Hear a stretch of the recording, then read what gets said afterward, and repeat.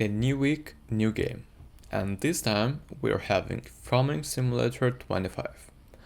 Now, after about 7 hours of playing, I would like to give my opinion. Despite the same engine and the same design, the game somehow looks completely outdated graphically. The textures look cleaner, the tractors and machines more detailed, and the environment more lively. Respect, I expected less, at least in direct comparison to its predecessors, and my expectations of 18 out of 20 overall I have deducted little. Nevertheless, the graphics are sufficient for a solid now and then game. Of course, the game is only a few days old, but there is already a lot of things emerging in terms of the vehicle stable. In my opinion, the tractors are too few. At the beginning you buy 2, maybe 3 small tractors, a few accessories and a harvester and play. But am I looking at what I want to buy in the future? Well, either completely oversized machines that are sometimes exaggerated on the map, or the same performance ranges but from another of 4 or 5 bands. Giants. That can be true. The fact that DLCs will be used there in the future should be on that radar, but like others, I get the impression that this is about more than just the gaming fans.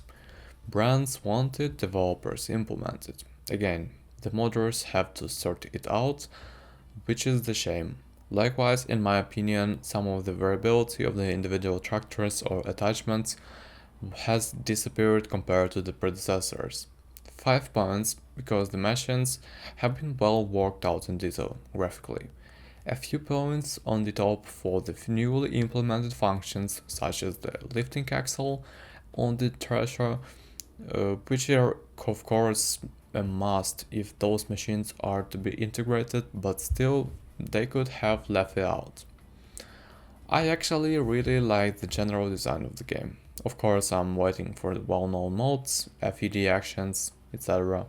to make the game really fun, but the fixed sequences when working in the fields or harvesting, such as rolling grassy fields and the right times of the new function, with the deformable soil that helps you anchor your tires nicely in the ruts when plowing, are really fun. In my opinion, the implementation of the menu with the production types and the possible outputs has also brought to the forefront and makes the game a bit more pleasant to work towards. Unfortunately, I also feel that there's a lack of depth here. The deformable soil and the resulting drive swines could not at least make the fields look more realistic when growing at the expense of the higher harvest, and the production could be a bit more in depth than just handing over the wool from the sheep in production and turning it on. As has been for this for many years, nothing major has changed there. What are the settings for? The game will probably always remain a casual game with a theoretical potential, but at least one small thing is new. You can build your own barns, so I'm excited to see what the modders came up with.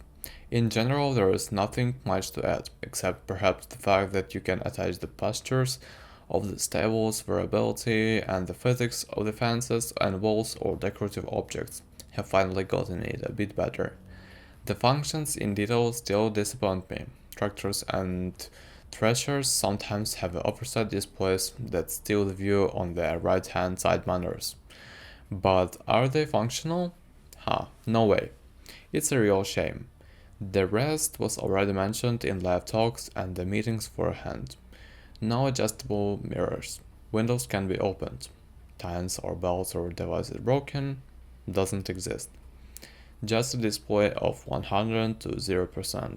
At least a real live GPS in the monitors could have been included.